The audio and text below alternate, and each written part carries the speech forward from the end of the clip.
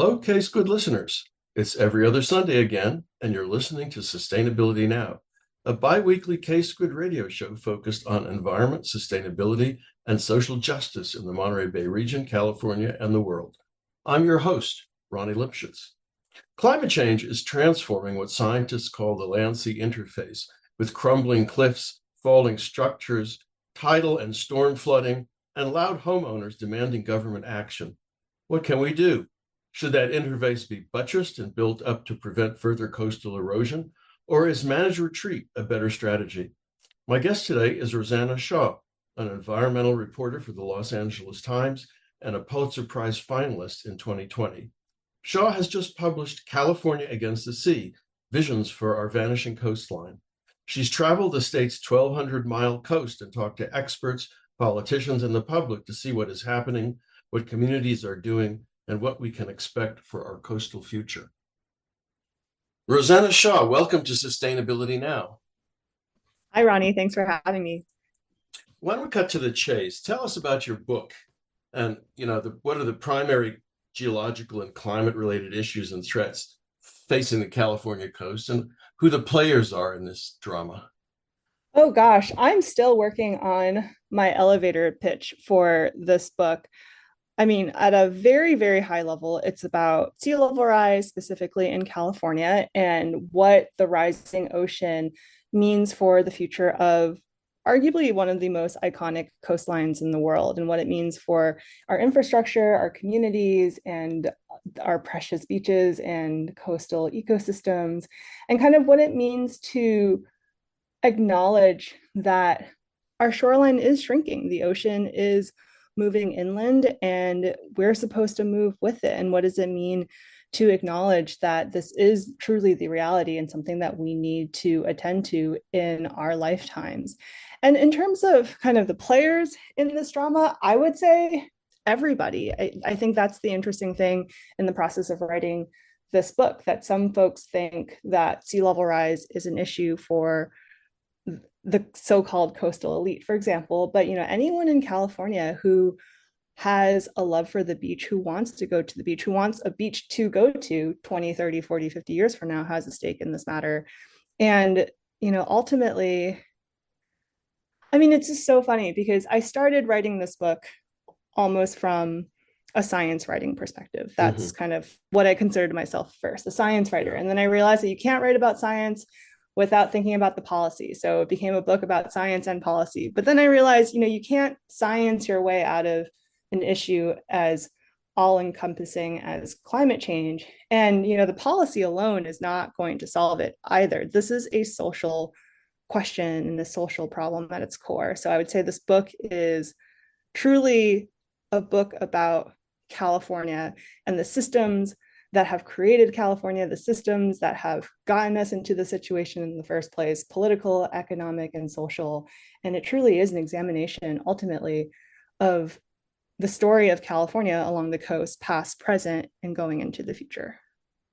So, I mean, really, it's about politics. I mean, when you get right down to it, all of the science can be offered and all of the predictions. And at the end of the day, it's really about the struggle over the future of the coast, right? And that's really a political one, I think. Yeah, it's a political issue, but when we talk about it, and for anyone who ends up reading the book, it's an emotional issue and it begs a lot of philosophical questions. So I would say this book doesn't read necessarily like a political book per se. It truly is philosophical in its exploration. And that surprised me too, because again, as a old newspaper reporter, I went into it thinking, I'm going to lay out the facts. This is going to feel like a history book. But truly, it became this really emotionally driven, philosophically grounded exploration of California, this landscape that we all feel kinship to, and ultimately what we want from it in the future.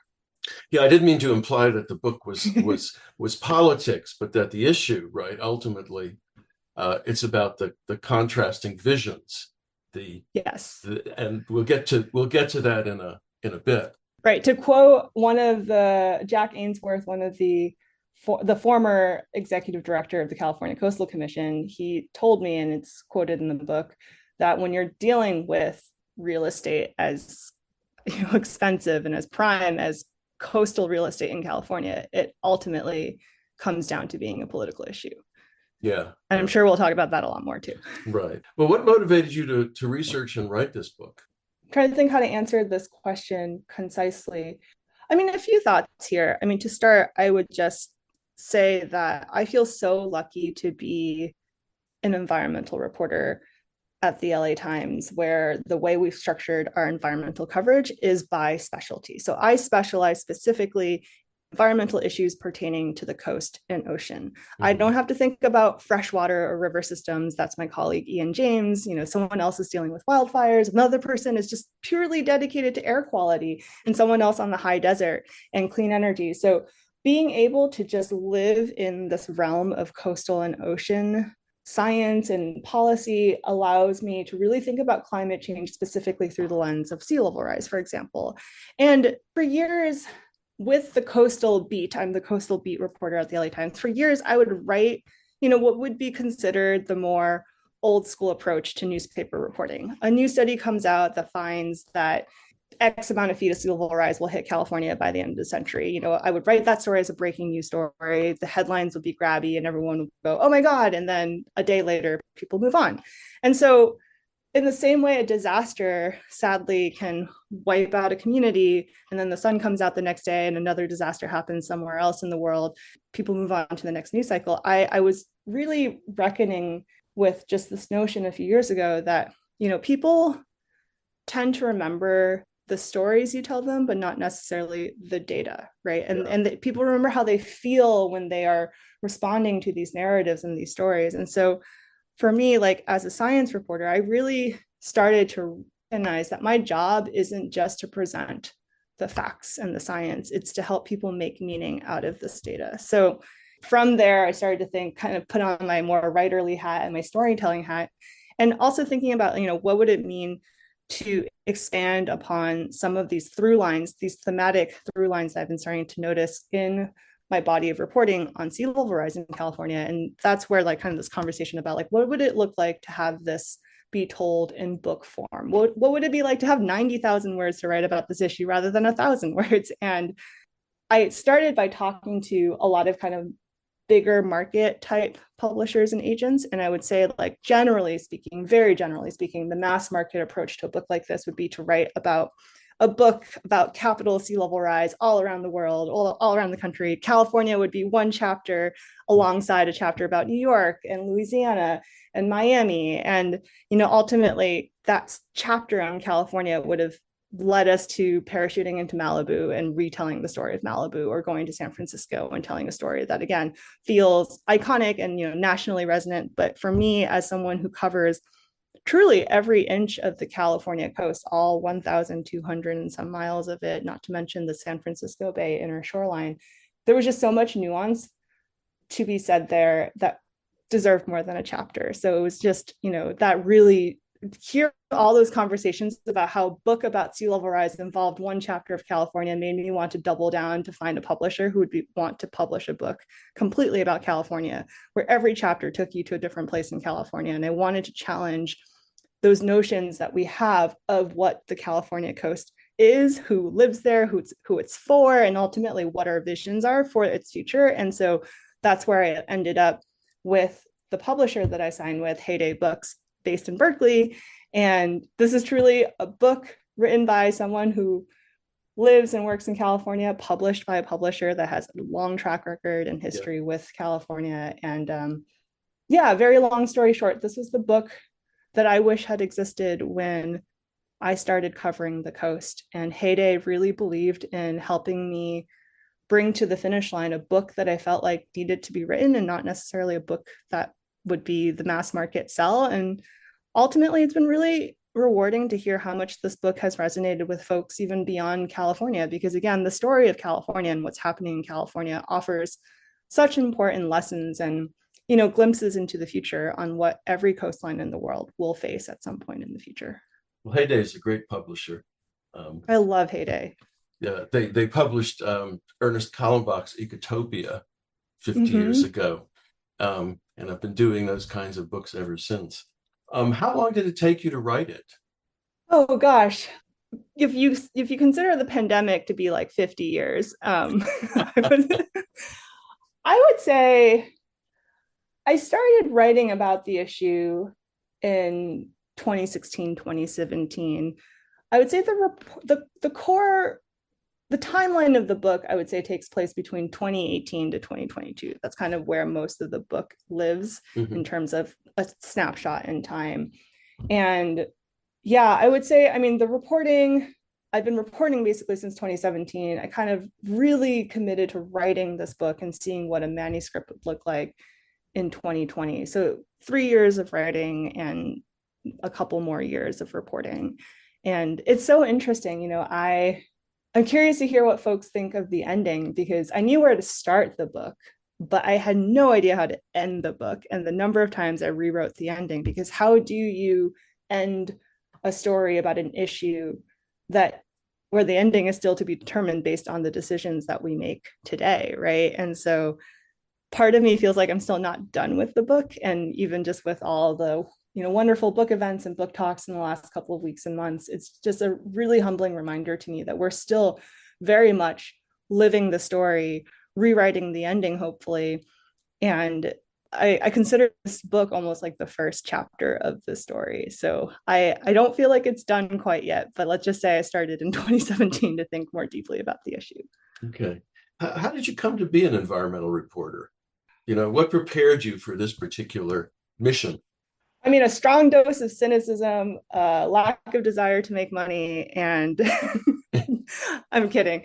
I mean, I would say that, so I've been at the LA Times since for 2010, so 14 years. And I joke that I spent much of my early years at the LA Times covering all the reasons why California should not have been built the way it was before. So I was kind of like a breaking news general assignment disasters reporter. I covered earthquakes for a number of years. Uh-huh. I was kind of on the SOS drought team in 2015. I've covered wildfires, and then I covered the whiplash of El Nino, and then I covered the next drought. And I've also covered landslides, and I've argued with my coworkers about whether it's a mudslide or a debris flow, and then a few years ago, there was an opening on the environment team to cover the coast. And that's where I really felt things click, to be an environment reporter, you do have to know the science and you have to be able to translate the science, but then you have to bridge it to the policy.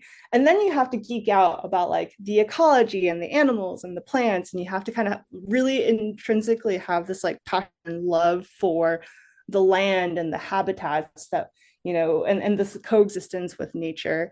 And then on top of that, it's like the people, right? The people that interact with the nature. So ultimately it's also a very like features heavy, narrative heavy type of reporting. And so with the coast, especially though, it's like, I didn't grow up in California. I grew up in Massachusetts, but coming to California, moving to LA, like the beach was what really kept me here. And I think just the number of people that I talk to and I meet every day up and down the coast who have the story of how they connected to the ocean, how they fell in love with the ocean, why the ocean is so a part of their identity as a Californian, really just solidified for me why the story of our coast is so inseparable from the story of California. And here we are on the edge of like two huge extremes, a seismically active plate and a massive ocean, the largest body of water on the entire planet. And it's stitched together by this ever shifting line in the sand that moves with every single high and low tide.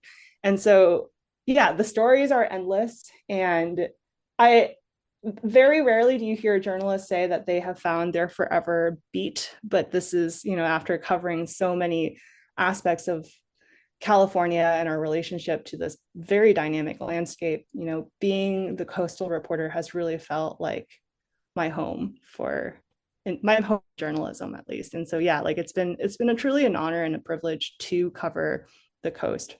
And to me, just so many amazing people up and down the coast. Is there anyone else in our remaining newspapers in California who also covers the coast, or are you now the one person? Oh yeah, there's a ton of reporters, and now I'm scared to start naming them Oh, because you don't I'm have to going to name forget someone. them. But I mean, Paul Rogers at the Mercury News is someone I read Okay. religiously, and there's so many great environment reporters in Yeah, California, sure. and Another local reporter, Ezra David Romero for KQED, also has been covering sea level rise. But I think the San Francisco Chronicle also has a really great environment team. But I think, yeah, having these specialties is, I think, a privilege. And I feel so lucky to be able to just focus on coastal issues and sea level rise. But there are definitely a number of really great environment reporters in California covering sea level rise on top of other environmental Hmm. issues. And Hmm. I would say the journalism landscape in California, at least, still remains very committed to our story of the environment and land and our relationship to land. You're listening to Sustainability Now. I'm Ronnie Lipschitz, and my guest today is Rosanna Xia, an environmental reporter for the Los Angeles Times. And we're talking about her new book, California Against the Sea, Visions for Our Vanishing Coastline. I particularly like the way that you brought in Native Americans into these various landscapes. And maybe you can talk a little about that. What inspired you to do that? Yeah, thank you so much for just creating space for this question. I think I have so many thoughts here. I mean, to start, when I first started covering the coast, I'm thinking, as a reporter, I make a whole list of like who are all the quote unquote stakeholders. We love hate that word, stakeholders. Who's supposed to be at the table? What are all sides of an issue? And what I realized is that the native perspective along the coast is largely missing. And the history of indigenous communities in California is pretty different than the story of Native America, the rest of the country. And it's heartbreaking and tragic what happened. And I think that, due to the fact that there are relatively less federally recognized tribes along the coast of California, the voices are not necessarily as institutionalized in a lot of these conversations. And the fact that so many Native communities along the coast have been pushed out and then priced out means that, as like working in this issue as someone who is now kind of trying to communicate and tell this broader story of the coast, it is our responsibility to make sure that the voices that are not at the table but that should be at the table are actually brought into these conversations. And so with the Native perspective, I mean, I think I said earlier that I knew pretty early on where to start the book, and it's to begin with a story that is, very beloved by the Chumash people, the people of present day Santa Barbara and Malibu, and kind of almost like the first oral record of sea level rise and sea change and Mm. moving with the tide, right? And so there was a really cool and very powerful and beautiful interpretation of this age-old story seen through the lens of sea level rise. And kind of as I was looking for the ending of this book, and I kept rewriting the ending of the book, it gave me chills when I realized the minute I heard it, I knew that was the ending. And it ends with a story by the Kashaya people. And there's something really powerful to me that the story of our coast, past, present, and future, gave the first word to the Chumash and the last word to the Kashaya. And that really hammered home for me a point that I feel like I hear a lot more now today, but just this reminder that it's so important to acknowledge and center and bring in Native perspectives in these conversations, but B, that like we shouldn't just talk about the Native perspective in past tense. That's something that I still see happen a lot. This knowledge, this wisdom, these perspectives speak to a different time in the past when we lived in different relationship with nature, but those perspectives still exist today in the present, and they belong to these conversations about the future. And so in that way, I do hope that this book allows kind of this more expansive way of thinking about who belongs in this conversation, and ultimately, how these non-Western perspectives do complement the very Western centric ways of looking at this issue. And ultimately, my hope is that Indigenous knowledge and Western science and policy are able to build on each other in a conversation that is compatible rather than in parallel or separate. So the two primary issues on the coast are development on the one hand and sea level rise on the other due to climate change. What are the predictions? Okay, what are we talking about here in terms of sea level rise, and what are particular hotspots? Where is this particularly going to have an impact and on development? So I just said that numbers people's eyes gloss over, but I'll just throw out some key numbers that have kept me grounded. Numbers are very sobering. So at a very, very high level, we're looking at 6, possibly 7 feet of sea level rise in California by the end of the century. That's a lot. And 2100 feels far off, but it's also, not that far off into the future. And that number translates differently depending on where along the coast you are. But just very generally speaking, we're looking at 6 to 7 feet as the high end extreme in California by the end of the century. And then if you kind of bring it down to 2050, which is kind of how the science communication has shifted, the state of California, almost all of its agencies have committed recently to prepare as many communities as possible for 3.5 feet of sea level rise by 2050. So 2050 is less than 30 years away, and we are supposed to prepare for 3.5 feet of sea level rise. And then in terms of like property, I mean, there was a big, big study by the US Geological Survey fairly recently that found that more than $370 billion in property could be at risk of coastal flooding by the end of the century if we continue business as usual. And that's like billions. And, we look at kind of the wildfire damage in the state, the earthquake damage, and all of that combined is still, not as big as what we're seeing in terms of the potential for flood risk and flood damage from sea level rise by the end of the century. And then from an ecological standpoint, I think the numbers that have really resonated with me and resonated with a lot of folks is just, more than 2/3 of our beaches in Southern California could be completely drowned out by the end of the century if we continue business as usual. And then wetlands, coastal wetlands along the Pacific coast could go completely extinct as an ecosystem by end of century. So there's this term coastal squeeze that a lot of scientists talk about. If we continue to fix the shoreline with our infrastructure, with our built environment, and the ocean continues to move in, what gets drowned out? Everything between that first hard line in the sand and the rising ocean. So that's our beaches, our wetlands, and all of our natural coastal ecosystems, and the beaches that are so intrinsic to California. And where are the hot spots? I mean, anywhere we built where water is supposed to be. And that's a lot of places along the coast. If you think about, sorry, this is a very numbers heavy answer, but like more than 90% of our coastal wetlands in California have been filled in, altered, or destroyed in the spirit for the sake of development. And now the water is trying to move back in. So any place that was built on a former wetland, that's a hotspot. And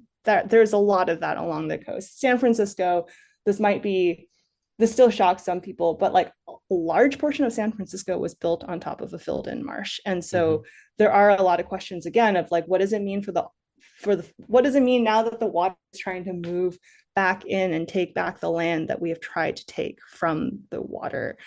And then, the other half of it, I kind of break California's coastline into like two broad categories. One is communities and homes and infrastructure built on wetlands.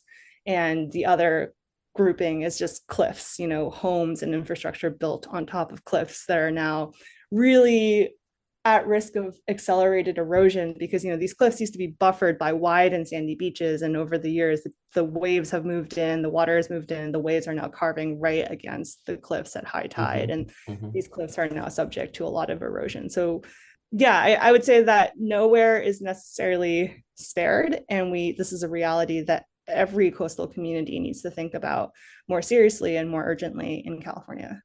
I mean, there's sort of a paradox here, right? Which is the USGS says $370 billion as long as that property can be protected, right? And as soon as it goes underwater, its value vaporizes.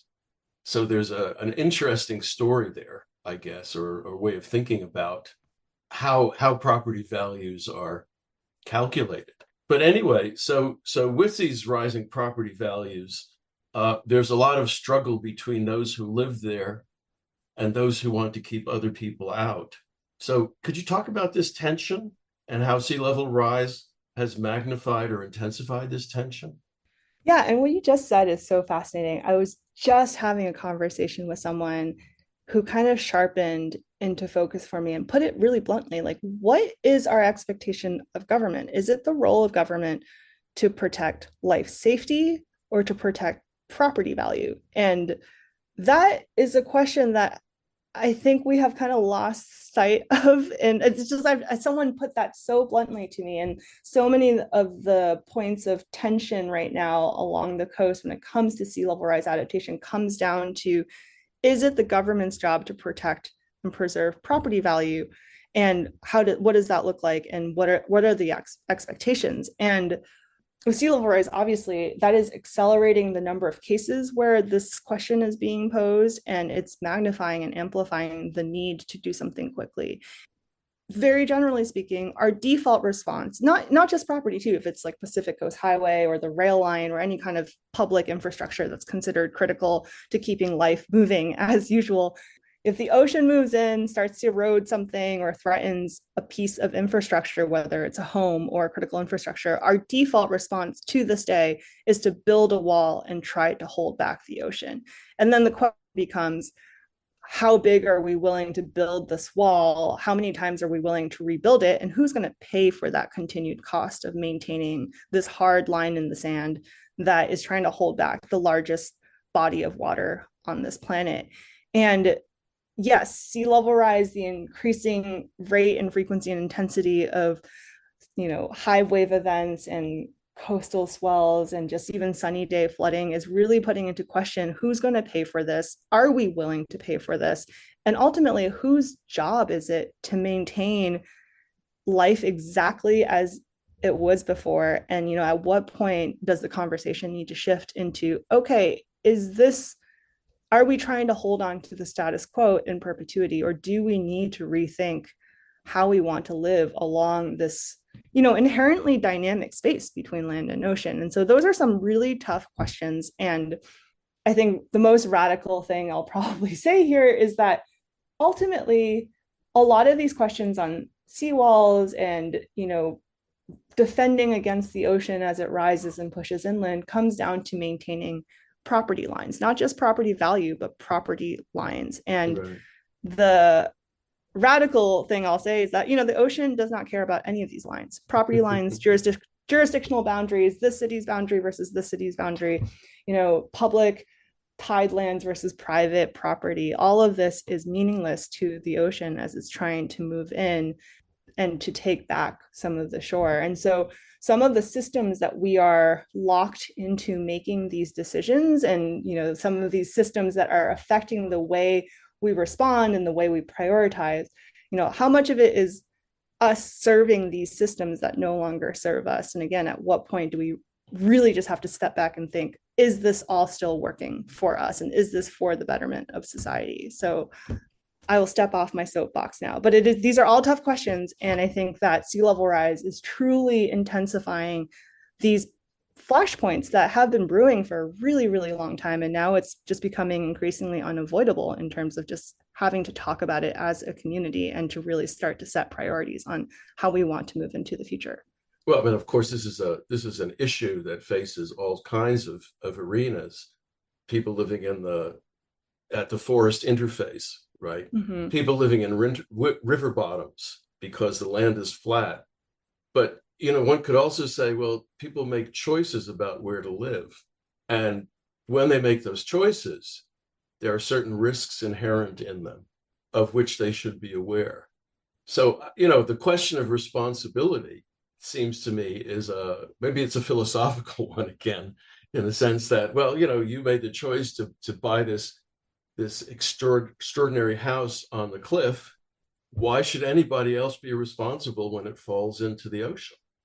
Well, going back to kind of this notion of like, are we serving the systems that no longer serve us?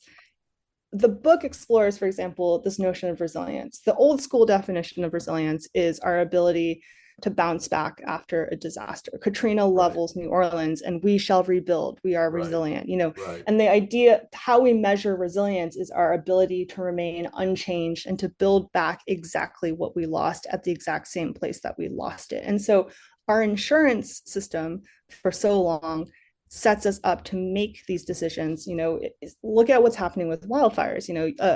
An entire town gets leveled by a wildfire, and what does your insurance cover? Your insurance covers what you lost in the place that you lost it, and to rebuild, and you have the option of rebuilding and recovering what you lost. But is that actually the resilient decision in response to our changing climate. And so I have a lot of empathy for the folks who have to make these really tough decisions that do feel like intense personal sacrifices within these systems that have forced us to make these decisions, right? So, for example, I literally just talked about 3.5 feet by 2050. 2050 is less than a 30-year mortgage away, but we have so many people in this state, in this country, who are locked into making decisions about and risk calculations and property value calculations based on the 30-year time frame, right? So we're almost forced to like make these decisions in arbitrary time frames. And I think that also complicates the way we perceive risk, the way we're willing to,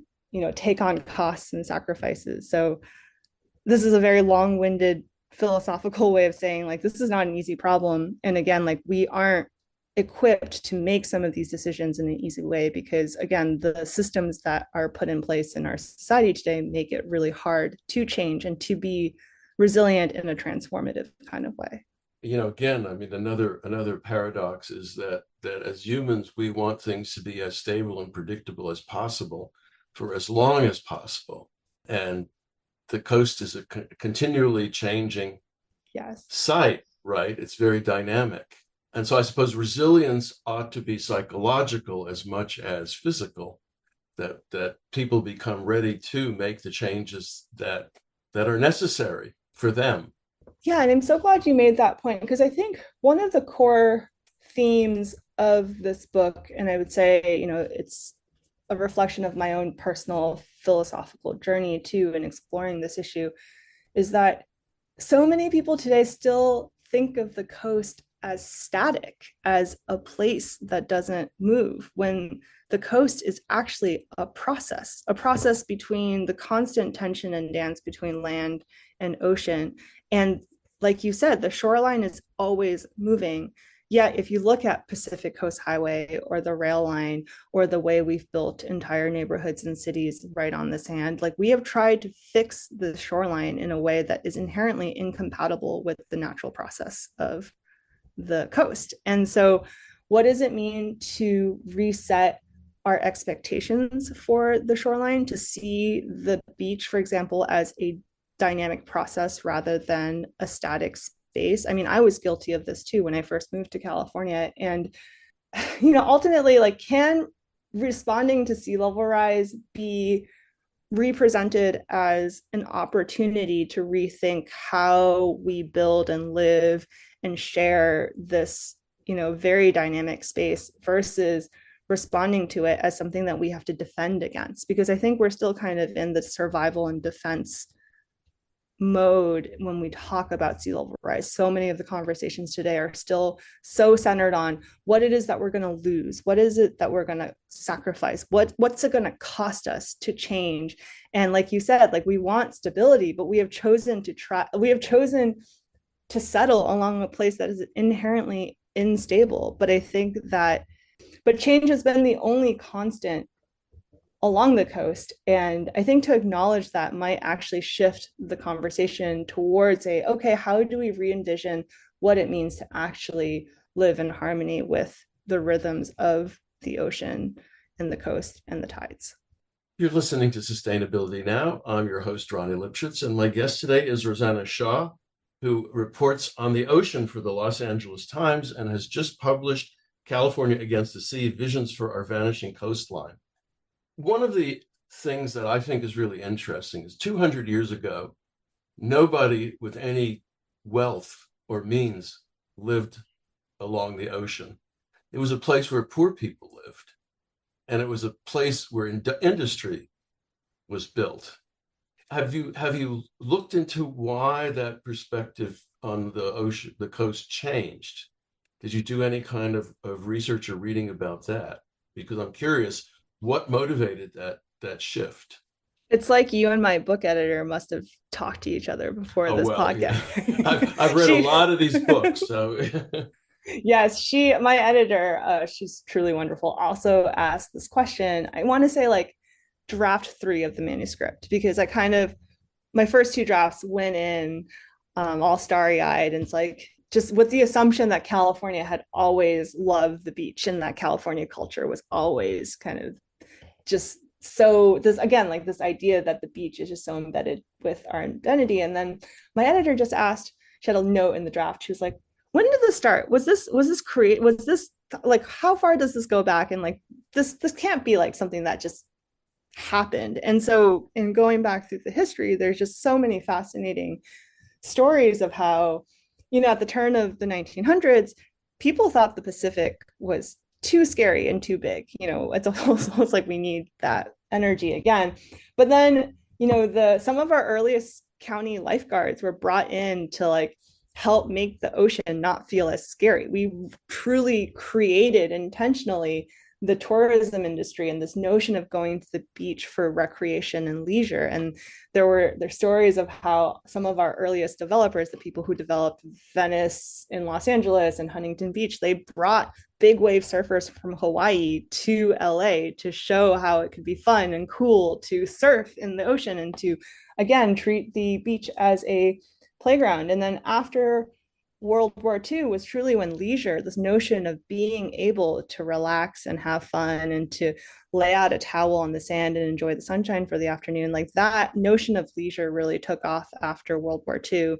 And I think it's around that time where you see development on the coast really take off, because before then it was like you said, the coast was a place strategically for ports. The coast was the perfect place to build all your oil drilling infrastructure. The coast was a great place to put your power plants and all of your wastewater sewage treatment plants. And Right. so it's fascinating to see how much beach culture was intentionally created and how much it evolved and ultimately became this self-fulfilling cycle of supporting tourism and increasing real estate prices. And really, again, like this value of beach recreation has now become so core to the California economy. But it is fascinating too, because we think of now Santa Barbara and Santa Monica and Malibu, but like this, the residual of our industrialization of the coast still exists too, if you just take the time to look and go to Oxnard or Wilmington. And there are also communities along the coast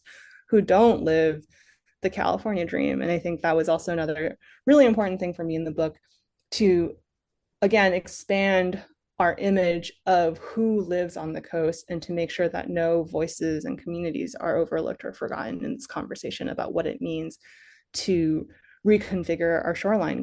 You tell two interesting stories about that. One about Alviso and the other about Marina, both of them not that far apart. Maybe you could say a few words about each of those and how they're industrial landscapes that are now trying to become post-industrial, really. Yeah, so real quick, Alviso is in San Jose today in the South Bay of San Francisco Bay. And for anyone who's flown into San Francisco and seen from the plane those gigantic ponds that are weird looking colors, like those are salt evaporation ponds. And, again, speaking to this lesser known industrial history of our coastline in California, San Francisco used to be home base for some of the largest like salt mining companies in the country. And salt truly kickstarted our chemical revolution and so much of our industrial revolution in past decades and centuries. And so these salt evaporation ponds are wetlands that are trapped in the form of salt ponds. And now there is this really inspiring movement to kind of undo those salt ponds and restore and return the landscape back to its natural kind of salt marsh wetland ecosystem. And the trick here is we need to do this before the sea completely takes over everything and drowns out everything. So time is of the essence here.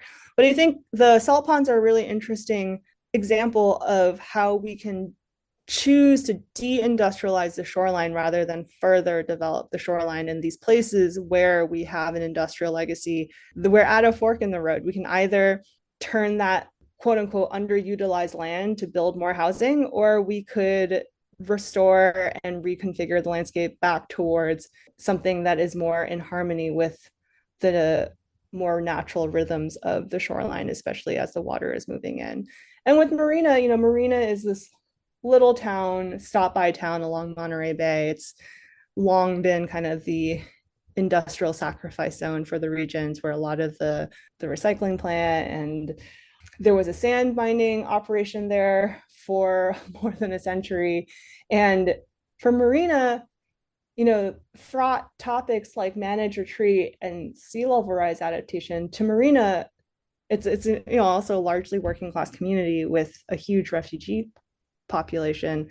Folks there really see responding to sea level rise as an opportunity to also deindustrialize their shoreline, to prevent this perpetuation of continuing to zone their town for industrial reuse, and to start restoring some of the land back to beaches and public parks and open space. Because for a community like Marina, having such a shared natural resource is truly the gem of the community. I mean, the first time I went to Marina, I got there right before sunset, and I pulled into the state beach, and I felt like the whole town was there just watching the sunset together. So there's just that was such a nice reminder too, that the beach does truly serve as a public square for so many communities up and down the coast. And going into the future, it's going to be so critical to preserve these places of wonder for people.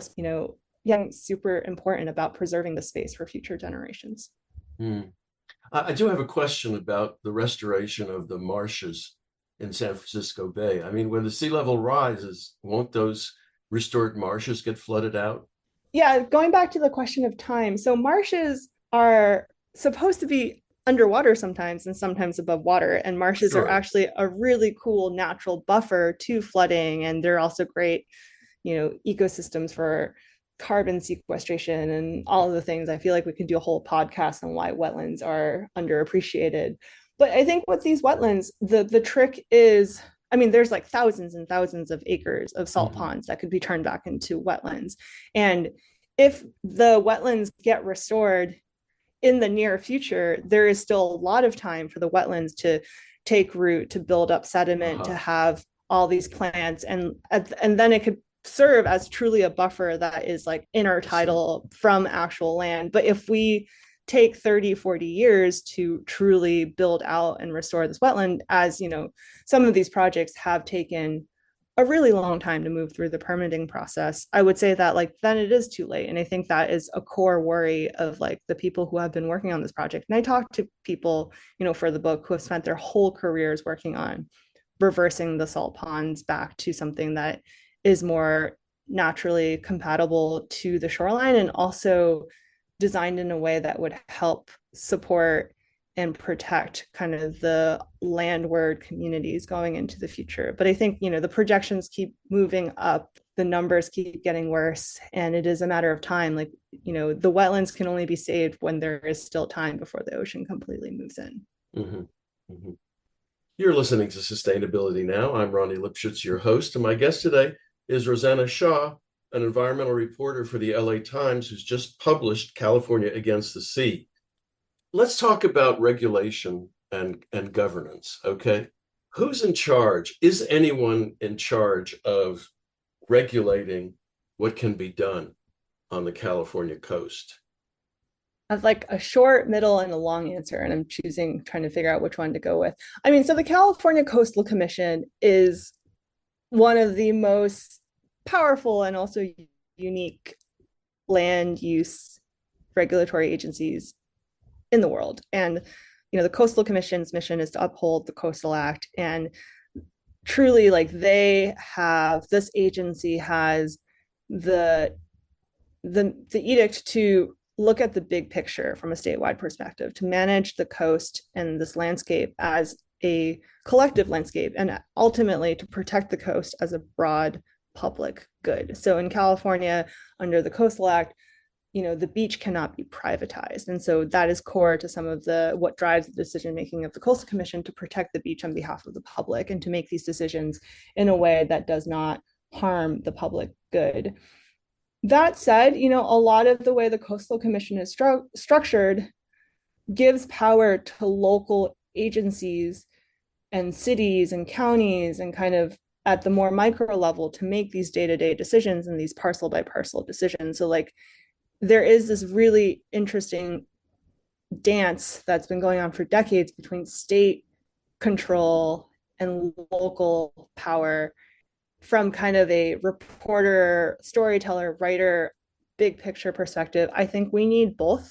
I think that there is no one size fits all solution, but there is a big picture that and a collective vision that we should be a part of. And so I think that having more individualized attention to specific issues in specific places and understanding kind of the nuances and the social histories and the politics and the different geographies and geologies of a place is important, and having people who are well versed in each place to make these decisions and feel empowered to make these decisions is important. But we also need, it is important to not lose sight of the big picture, because a lot of what happens is that it ends up being a your land versus my land kind of argument. And so I think the Coastal Commission is very good at making sure that people don't lose sight of the big picture. But, you know, managing just the big picture alone is not also going to make progress on an issue that truly requires every single person to be engaged and to, you know, have every level of expertise involved in making these decisions.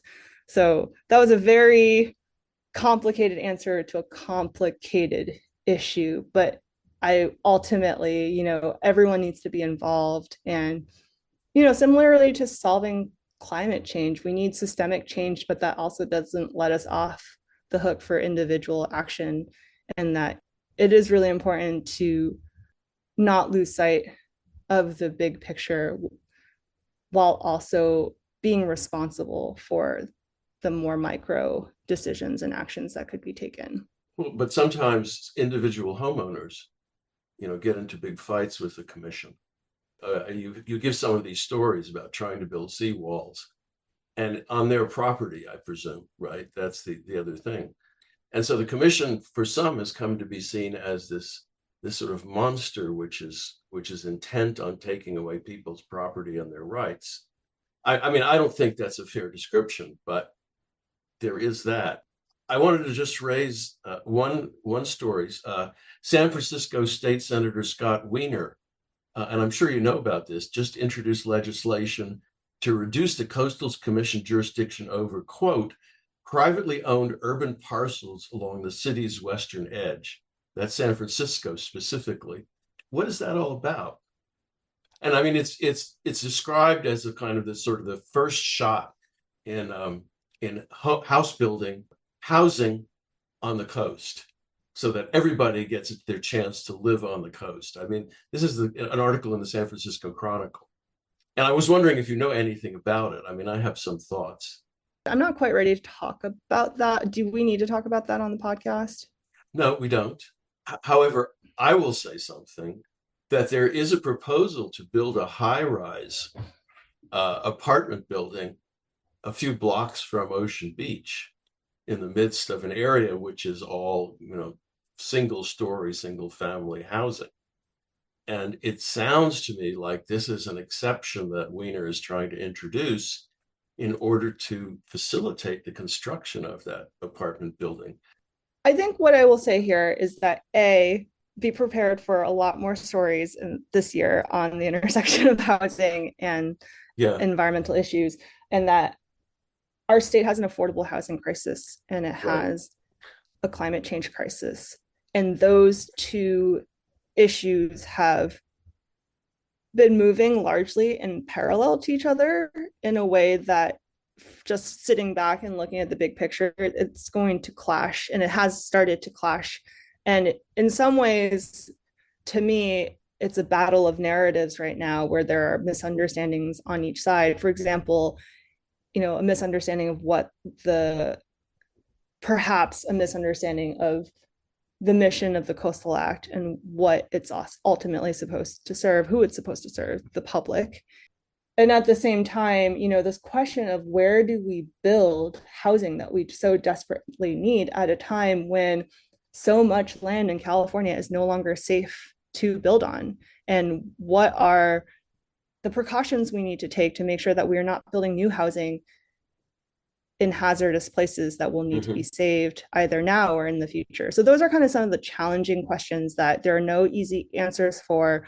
I'm starting to see an increasing intensity in folks trying to present solutions to these issues, but it's really tricky. And I think that ultimately it comes down to two very, very fraught and important issues, the climate crisis and the affordable housing crisis in the state. And I think ultimately folks need to work together and to be in better conversation with each other on what those solutions are without jeopardizing kind of just to see each other's blind spots too, and to really actually be having the same conversation. Because for me, I still see a lot of these proposed solutions and these conversations and these issues moving in parallel with each other. Mm-hmm.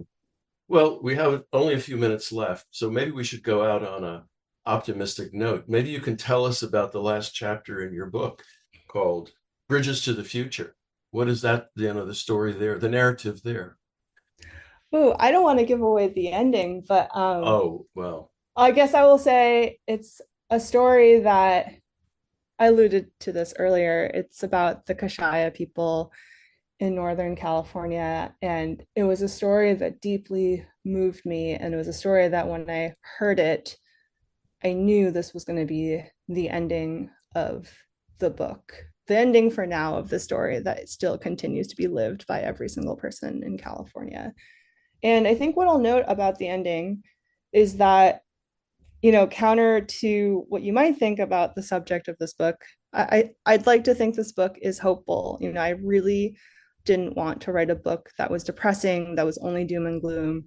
And even, with my publisher, I was like, do not make a cover that looks too scary. I want a cover that really captures the spirit of California and really kind of conveys the moment that we're in with this issue. And it's not all scary. There is hope because, we are running out of time, but we still have time to make so many decisions that could transform and change our future for the better. And, ultimately in that last chapter, Bridges to the Future, it is a snapshot of moments that gave me hope, moments that kind of presented a potential path forward or a potential alternative forward that some places and some communities are already starting to take. And even these like small incremental steps in a different direction could make all the difference. So, ultimately, I would say that last chapter is a practice of hope. And, I get asked all the time, how much hope do I have as a climate change reporter, as an environmental reporter on this, who lives and breathes this issue? And I would say the fact that I'm still, working on this issue in itself is also a practice of hope. And, the fact that this podcast exists and the fact that people are listening to it means that we all still have hope that there is a way forward, and that this issue is worth engaging with and working on. And, I would ultimately encourage everyone to have these tough conversations. And, it isn't easy. It's going to be sticky, but, we all have a duty to talk about it, to think about it, and to do something about it. Well, Rosanna Xia, thank you so much for being my guest on Sustainability Now. Thank you for the tough questions and the thoughtful questions. You got me going. You've been listening to Sustainability Now interview with Rosanna Xia, who reports on the California coast for the Los Angeles Times. Her book, California Against the Sea, Visions for Our Vanishing Coastline, was recently published by Heyday Books. If you'd like to listen to previous shows, you can find them at ksquid.org/sustainabilitynow, as well as Spotify, Google Podcasts, and Pocket Casts, amongst other podcast sites. Thanks for listening, and thanks to all the staff and volunteers who make K-Squid your community radio station and keep it going. And so until next every other Sunday, Sustainability Now.